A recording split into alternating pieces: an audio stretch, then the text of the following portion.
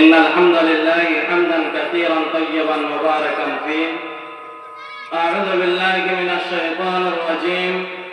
بسم الله الرحمن الرحيم. وإذا حكمتم بين الناس أن تحكموا بالعدل.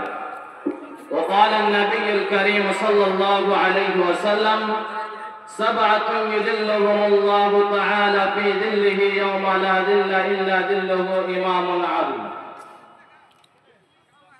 সম্মানীয় সহতীয় আজকের জলসার সভাপতি সাহেব, স্টেজে বসে থাকা ওলামায়ে কেরাম, সামনে বসে থাকা দিনদার ইমানদার বাপজান এবং ভাইয়েরা, বিরাদারান ইসলাম, আজকে আমি আপনাদের সামনে কোরআন এবং হাদিস থেকে দুই চারটি কথা বলবো। সেটি হলো আদল ও ইনসাফ। আদল ও ইনসাফের মানা হলো কি বরাবর করে তাকে ফয়সালা, যার যেটা হক তাকে দিয়ে দেওয়া, ফয়সালা করে দেওয়া বরাবর। ইনসাফ এবং আদলের মানাই হলো কি তাকে বরাবর করে ফয়সালা করে দিয়ে দিতে হবে। আজকে যদি দেখা যায় সমাজের মধ্যে যেটা মানুষের হক, যেটা মানুষের ইনসাফ, সেটা দেওয়া হয় না। সেই যুগে নবীজির যুগে কেমন ভাবে ইনসাফ হতো আর আমাদের যুগে কেমন ভাবে ইনসাফ হচ্ছে একটুখানি মিলিয়ে দেখবেন। বাপজান আমার ভাইয়েরা, গলার জোরে বা ক্ষমতার জোরে ইনসাফের কোনোদিন হক করে দিবেন না। হযরতে দাউদ আলাইহিস সালাতু ওয়াস সালামের যুগে একটি মহিলার উপরে চারটি যুবক ছেলে আকর্ষণ হয়ে গিয়েছিল মহিলাটার সঙ্গে জিনা করার জন্য, নাউযুবিল্লাহ। তো মহিলাটিকে যখন দাওয়াত দেওয়ানো হলো, প্রস্তাব দেওয়ানো হলো, মহিলাটি কবুল করলো না। মহিলাটি যখন কবুল করলো না, এই চারজন যুবক মিলে মহিলাটির উপরে মিথ্যা আরোপ লাগিয়ে দিয়েছিল যে মহিলাটি একটি কুকুরের সঙ্গে জিনা করে দিয়েছে। এই চারটি যুবক দাউদ নবীকে যে বলছে, নবীজি এই মহিলাটি একটা যে কুকুরের সঙ্গে জিনা করে নিয়েছে। দাউদ নবী তাকে রাজামের হুকুম দিয়ে দিয়েছিল, তাকে দুনিয়া থেকে খতম করার হুকুম দিয়েছিল। হযরত সুলাইমান আলাইহিস সালাতু ওয়াস সালাম সেই সময় ছোট ছিলেন, নবীও হয়নি। তিনি বলছেন কি আব্বাজান, ইয়ার ফয়সালাটা তো আমি করে দেখি। বলে কর বেটা।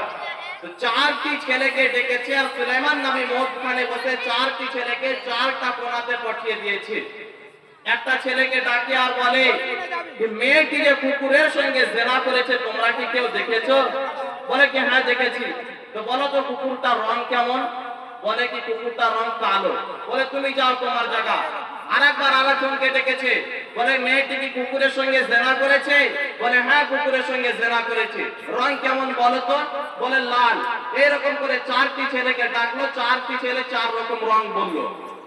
নবী সুলাইমান বলছে আব্বাজান এই মেয়েটি কুকুরের সঙ্গে জিনা করেনি, এই চারটি ছেলে চার রকম রং বলেছে আর আরোপ লাগিয়ে দিয়েছে, মিথ্যা ব্যভিচার লাগিয়ে দিয়েছে, মেয়েটি কুকুরের সঙ্গে জিনা করেনি।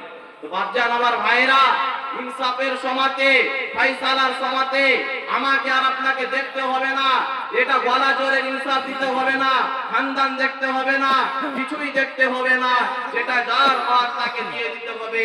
যদি আমরা ভালোভাবে ইনসাফ না করি, ভালোভাবে যদি ফয়সালা না করি, কাল কিয়ামতের মাঠে আমাকে আর আপনাকে ছাড়বেন আল্লাহ রাব্বুল আলামিন। মিশকাতের মধ্যে একটি হাদিস আছে, বিশ্ব নবী জনাবে মুহাম্মদ রাসূলুল্লাহ সাল্লাল্লাহু আলাইহি ওয়াসাল্লাম বলেন যে জাহান্নামের মধ্যে একটা গর্ত আছে আর সেই গর্তটা এতই নিচে যে একটা মানুষকে সেই যদি গর্তটাতে ফেলানো হয় তো সেই মানুষটাকে গর্তটার নিচে যেতে 40 বছর পর্যন্ত লাগবে। আর সেই গর্তটার মধ্যে কে যাবে? সেই গর্তটার মধ্যে ওই জাহান্নামীরা যাবে, ওই বেইনসাফিরা যাবে, যারা দুনিয়ার বুকে ইনসাফ করে দেয়নি, যারা দুনিয়ার বুকে হক ফয়সালা করেনি, যারা দুনিয়ার বুকে টাকার জোরে, ঘুষের জোরে ফয়সালা করে দিয়েছে, এই রকমই মানুষ এই গর্তটার মধ্যে যাবে। আমার ভাইজান, আমার আব্বা জানেরা, আল্লাহ রাব্বুল আলামিনের নবী জানে বলেন সাবআতুন ইয়াযিল্লুহুমুল্লাহু তাআলা ফি যিল্লিহি ইয়াওমা লা যিল্লা ইল্লা যিল্লুহু ইমামুন আদল। হে বিশ্বের মানুষেরা, যারা কিয়ামতের মাঠে যেই দিন কিয়ামতের মাঠে কোনো রকমের ছায়া থাকবে না, মানুষেরা তারাহি তারাহি করবে, ছায়ার জন্য ছটফট ছটফট করবে, কোনো রকমের কোনো ছায়া পাবে না, মানুষেরা দৌড়াদৌড়ি করবে। সেই দিন শুধু আল্লাহর আরশের ছায়া থাকবে, আর সেই আরশে 7 প্রকারের মানুষকে জায়গা দেওয়ানো হবে। এক নম্বরে হলো ইমামুন আদিলুন, যারা দুনিয়ার বুকে সত্য ইনসাফ করেছে, হক ইনসাফ করেছে, যার যেটা হক তাকে দিয়েছে, সেই কিয়ামতের মাঠে সেই জায়গাটা দেওয়া হবে আরশের ছায়ার নিচে। ওই 7 প্রকারের মধ্যে একটি হলো ইমামুন আদিলুন, যারা পৃথিবীর বুকে সত্য ইনসাফ করেছে, হকের উপরে ইনসাফ করেছে। আমার ভাই জানেরা, হে আমার আব্বা জান, আজকে যদি ইনসাফ না করেন, ভালোভাবে যদি ইনসাফ না করেন, কোন জায়গাতে যাবেন রে বাবা? জাহান্নামের মধ্যে ওই গর্তটা দাও দাও করে আগুন গুলি জ্বলছে, সহ্য করতে পারা যাবে না। সেই জাহান্নামের আগুনে আমাকে আর আপনাকে যেতে হবে। তাই দুনিয়ার বুকে সঠিকভাবে ইনসাফ করেন, না হলে আপনাকে আর আমাকে সেই জাহান্নামের মধ্যে জ্বলতে হবে। ভাইজান, তারপরে আমি আপনাকে একটা ঘটনা শোনাচ্ছি। হযরত দাউদ আলাইহিস সালামের যুগে 2টি মহিলা জঙ্গল গিয়েছিল লকড়ি কাটার জন্য। দুটি মহিলা 2টি ছোট ছোট বাচ্চা ছিল। 2টি মহিলা জঙ্গলে গিয়েছে লকড়ি কাটার জন্য। লকড়ি কাটাকাটি করে 2টি বাচ্চা বসেছিল। কিসের জন্য এসে একটি মহিলার বাচ্চাকে কিসে খেয়ে নিয়েছে। 2টি মহিলা জঙ্গল থেকে ফিরে এসে দেখে কাউরির একটা মহিলার ছেলে আছে আর একটা ছেলে নাই।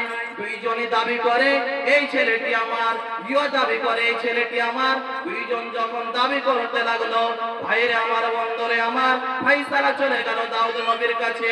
ফাইসালা হলো গলার জোরে যে মহিলাটির ছেলে নাই, গলার জোরে যেন ছেলেটিকে দিয়ে দেওয়ানো হলো।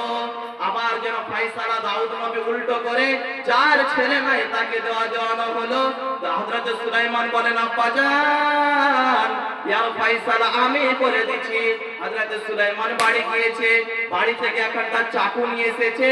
বলে, ও মহিলার দলেরা, তোমরা দুইজনই বলে এই ছেলেটা আমার, তো বলো আমি এই ছেলেটাকে কেটে দিচ্ছি, কে কোন দিকে নিবা বলো।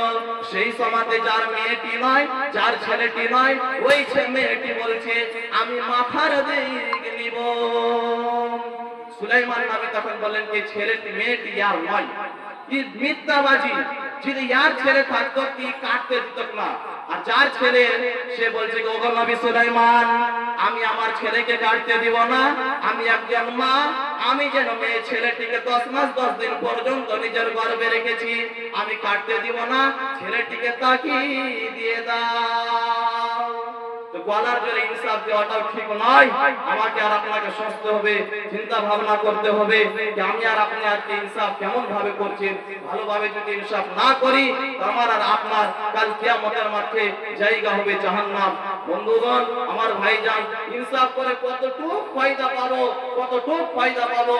তিরমিজির মধ্যে একটি হাদিস আছে, নবীজি যেন বলেন যে ব্যক্তি ভালোভাবে ইনসাফ করে দিল, তার একটি মানুষ যদি ৭৪ বছর পর্যন্ত যদি ইবাদত করে, একদিনকার ইনসাফ তার ৭৪ বছরকার ইবাদতের বরাবর হয়ে যাবে। কিন্তু আজকে আমার আর আপনার ইনসাফ নাই, হক ইনসাফ করতে পারছি না, সঠিক ইনসাফ করতে পারছি না। আমাকে আর আপনাকে চিন্তা ভাবনা করে ইনসাফ করে দিতে হবে। হযরত আলী রাদিয়াল্লাহু তাআলা আনহুর ঘটনা দেখেন, হযরত নবী জনাব মুহাম্মদ রাসূলুল্লাহ সাল্লাল্লাহু আলাইহি ওয়াসাল্লামের দেখেন গাজওয়ায়ে বাজারে কিছু কায়দীগুলি চলে এসেছিলেন। তার মধ্যে হযরতে মুহাম্মদ সাল্লাল্লাহু আলাইহি ওয়াসাল্লামের চাচা হযরত আব্বাস রাদিয়াল্লাহু আনহু তিনিও ছিলেন। তো সবাইকে কায়দীদেরকে এখন জায়গাতে বেঁধে দেওয়ানো হয়েছিল। সেই কায়দীগুলি সেই জায়গাতে ছিল, তাদের পাগুলি একটু বেশি করে টাইট করে বেঁধে দেওয়ানো হয়েছিল। হযরতে আব্বাস রাদিয়াল্লাহু আনহু পাটা একটু টাইট করে বাঁধানো আছে।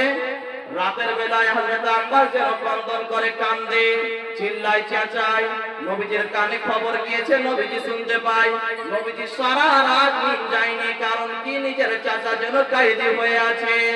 একজন সাহাবী বুঝে নিয়েছে নবীজি আজকে নীল যেতে পারে না, এই জন্য কি তার যেন চাচা যেন আজকে বেঁধে আছে, কাহিনী হয়ে আছে। একজন সাহাবী যে হযরত আব্বাসের পা খানটাকে ঢিল করে দিয়েছে, নবীজি জানতে পারলো আমার চাচার পা ঢিল করে দিয়েছে। নবীজি কি করলেন, সাহাবীটিকে ডেকে বলছেন, হে আমার সাহাবী রে, শোনো শোনো শোনো, যাও তুমি সমস্ত বদরি কাইদীদের পাগুলিকে খুলে দাও। শুধু আমার চাচার করলে হবে না, এটা ইনসাফ হচ্ছে না, তোমার ইনসাফ হচ্ছে না, সমস্ত তুমি কাইদের পাগুলিকে খুলে দাও। নবীর কেমন সুন্দর ইনসাফ ছিল, আর আজকে আমার আর আপনার কেমন ইনসাফ। বন্ধুগণ, এখান থেকে আমি নিজের বক্তব্য বইতে করছি। আল্লাহ রাব্বুল আলামিনের কাছে দোয়া করি যে আল্লাহ রাব্বুল আলামিন যেন আমাদের সকলকে সঠিকভাবে ইনসাফ করতে দেয় পারি। আমিন। ওয়া আখির দাওয়ানা আলহামদুলিল্লাহি রাব্বিল আলামিন।